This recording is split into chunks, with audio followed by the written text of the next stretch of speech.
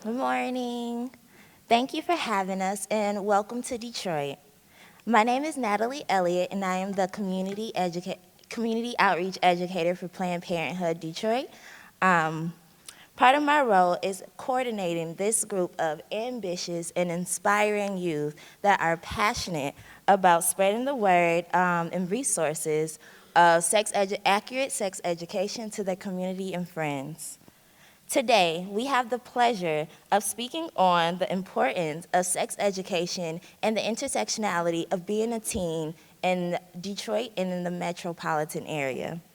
But first, I would like to tell you a little bit about Detroit. I am a Detroit native, and a little bit about the Motor City, Motown, the Renaissance City, or the Dirty D. Detroit is truly a tale of two cities.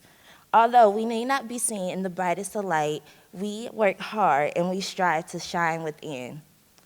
Um, did you know that Detroit is the home to St. Francis Cabrini Clinic, which is America's oldest free clinic, serving Detroit since 1950. We are also home to a lot of medical legends, including Dr. Benjamin Carson and Dr. Alexa Kennedy. And if you get a stomach ache, please do not worry. A Michigander will most likely hand you a Verner's, which is the nation's oldest soda. Now, I challenge you while you are here in Detroit to enjoy and find the light within and spread the word to the rest of the nation. Now, I will give you my peer educators and their lovely presentation.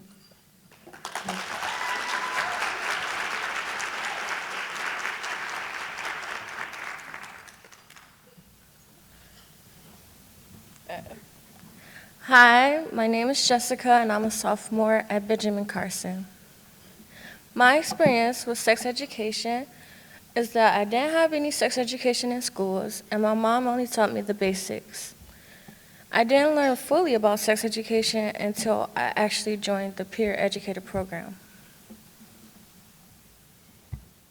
Hi everyone, I'm Laya. I'm a junior at Troy Athens. So my experience with sex education was a little bit different than that of my peer educators because I don't attend school in the inner city. I go to school in the suburbs. So I did have sex education, and it was a fair program, but it was still lacking in a lot of areas. We still had incidents where girls would get pregnant and be forced to drop out of school. At one point, there was a rumor going around about a group of seniors nicknamed the Gonorrhea Gang, for reasons I won't go into. But it wasn't until becoming a peer educator with Planned Parenthood that I realized that there's still a huge disparity between the quality of education I received in the suburbs and then the quality of education in inner city schools. Why don't we have good sex education or no sex education at all? First, sex education isn't comprehensive. Without laws requiring that all sex education be comprehensive, age-appropriate, and medically accurate, schools can teach and not teach specific topics dealing with human sexuality. They can also make up rumors, myths, and misconceptions. Non-comprehensive sex education also ties into the fact that 37 states require abstinence information and 26 states require that abstinence be stressed.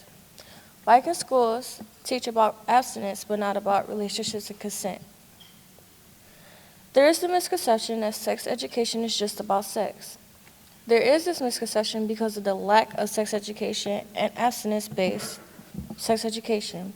If teens are only taught about abstinence, they will have to learn about relationships, consent, the LGBTQ community, etc. on their own. Finally, sex education can be awkward. It can be awkward because human sexuality is a topic that has been forced to be talked about behind closed doors, which hasn't been happening. Even though sex ed can be uncomfortable, the best thing to do is understand the importance of good sex ed and slowly try to be more comfortable with learning about it.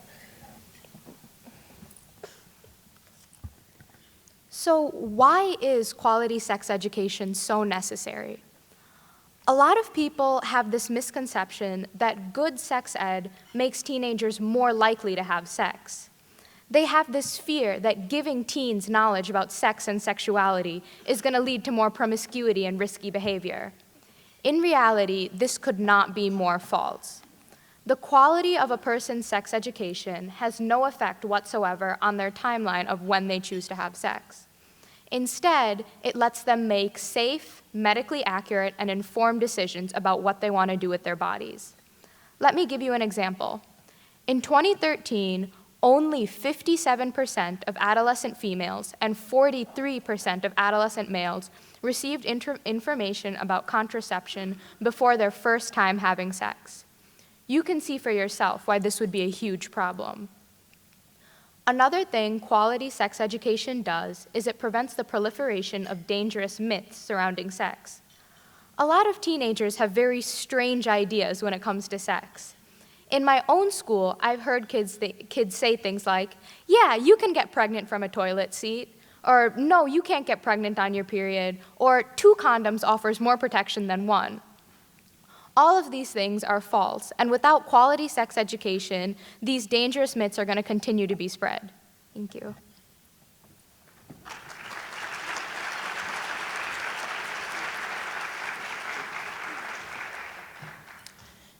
Good morning. Okay. I am Shantier. I am a senior at Benjamin Carson High School, located downtown Detroit.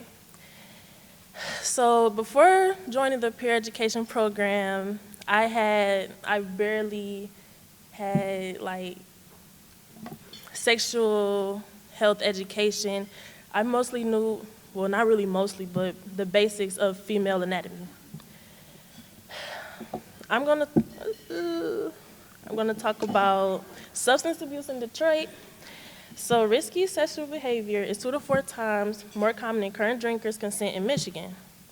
Consent is the permission for something to happen or agreement to do something, and substance abuse is the overindulgence or the dependency on an addictive substance, especially drugs and alcohol.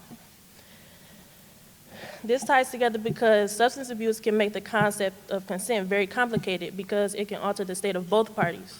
When someone is intoxicated, it can be difficult to determine whether they are consenting to sexual behavior or if they are being taken advantage of in their compromised state.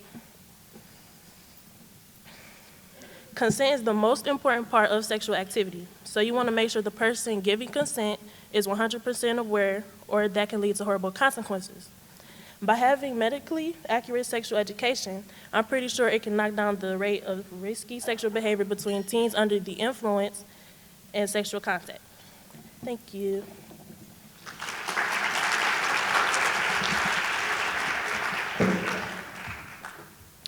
My name is Elena, and I'm a sophomore at Ferndale High School. It is an unfortunate fact that many mental health conditions correlate with sexually risky behaviors. One study found that adolescents with high depressive symptoms were significantly more likely to engage in sexual risk behaviors, such as condom non-use or birth control non-use or substance use during sex. And other research has linked some other conditions with similar behaviors and outcomes.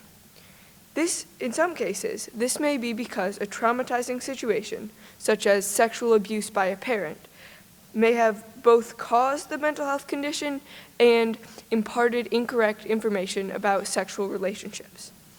Other times, a tendency that is characteristic of the condition may make a person more likely to engage in unsafe sex. Because of societal stigma, some people with mental health conditions may also be more likely to accept a partner who does not respect their sexual limits and be less likely to advocate for their safety, thinking that they have few options for partners or don't deserve a sexual or romantic relationship at all. Society's perceptions can also mean that those responsible for teens with mental health conditions, such as parents, health professionals, teachers, withhold comprehensive sexual education hoping to prevent sexual and romantic relationships. Fortunately, comprehensive sex ed can diminish this connection. It corrects myths and misinformation while providing accurate and necessary material to teens, especially those with mental health conditions who are less likely to be receiving this material. Also, it can teach those with mental health conditions, their partners, and potential partners about the importance of consent and everyone's right to have their body protected and respected, no matter if they have a mental health condition or not.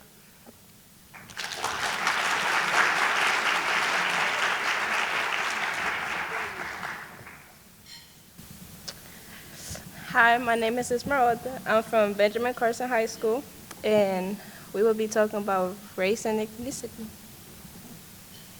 My name is Kenneth Long, and I'm also from Benjamin Carson High School, sophomore.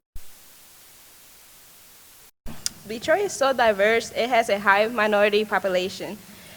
Because of many people's beliefs, parents tend not to teach their children about sex education.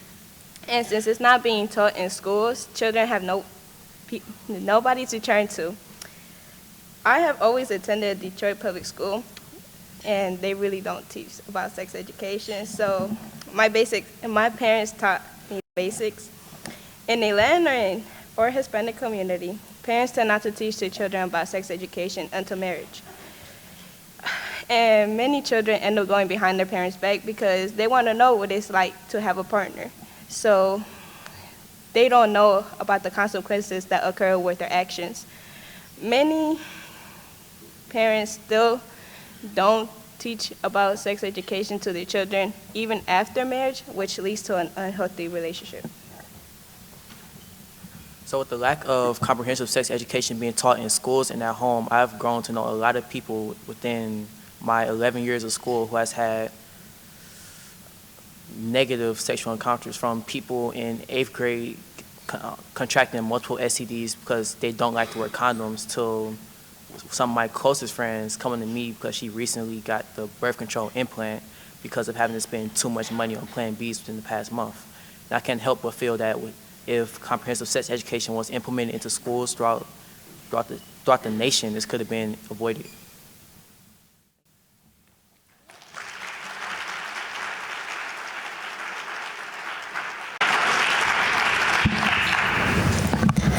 My name is Herman Grewell, and I am a junior at International Academy East in Troy. Unlike many of my fellow peer educators, I had quite a comprehensive sexual education. Although it wasn't the best, it was at least something. With an open and welcoming school environment, I am lucky to be in a school that is accepting of the LGBTQ plus community. However, this is not the case for all students around Michigan and even within the United States. Yet, this does not mean that there are not issues within my own school and my own community about LGBTQ community in relation to sexual health. Hearing different people both in person and on social media talk about their opinions about sexual health being inclusive, it allowed me to gain insight into how people feel about inclusive sexual education. With countries such as Scotland approving and mandating inclusive sexual education as a land of the free and accepting of all, we all need to stand together to be able to implement this in schools. According to government-conducted research, LGBTQ plus students are more likely to suffer from some sort of mental illness as a result of not getting enough support from their peers and teachers. By allowing an open environment for students to learn about their sexuality in relation to their sexual health, it will allow students to feel more welcome and open in their school environment. Within the United States, only about 5% of LGBTQ plus students have received inclusive sexual education. By discussing it today, we are able to take a step forward in the right direction. However, it is important to make sexual health inclusive and fair for all students, and as professionals, we hope you will help us promote this. By accepting all for who they are and taking steps to help them feel safe and sound within their school community and their city, this will allow students and people to have a safer and healthier community. Thank you.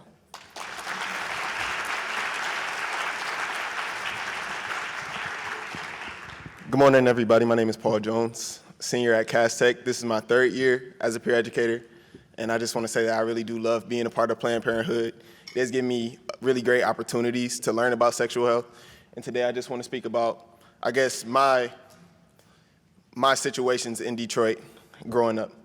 Growing up in Detroit, I was not presented with professional teachings of sexual health, and I'm not one to believe information presented by word of mouth or that sounds just too ridiculous to believe. So I was left clueless growing up in Detroit as a whole.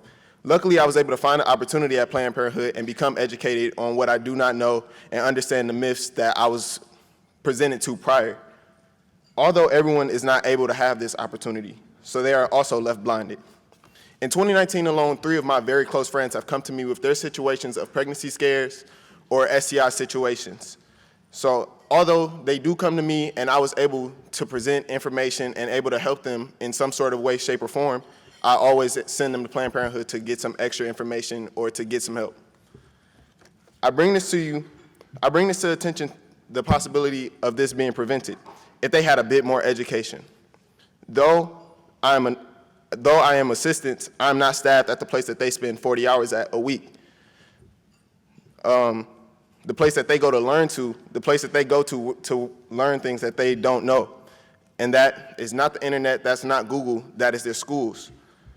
I'm talking about the schools. There is not an adequate system in place for our students to learn sexual health and stay protected. With HIV rates rising 4 times the Michigan average, we have to focus on the youth of our city to ensure that they know proper precautions in staying safe in their changing world.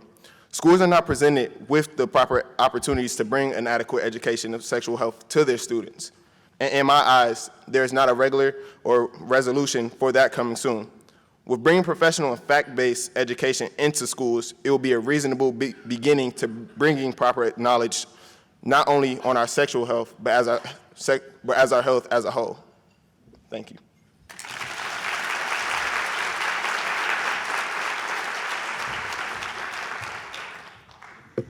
Thank you, you guys. You did amazing. So wrapping this up, how can you support us? Tell your representatives and senators to support comprehensive sex education and inclusive sex education. Go to your local school board and find out what sex education looks like and how you can help. Join your local sex education advisory board and promote comprehensive and inclusive sex education. And then find out what your local Planned Parenthood educator is doing and what they can do to help you in your community.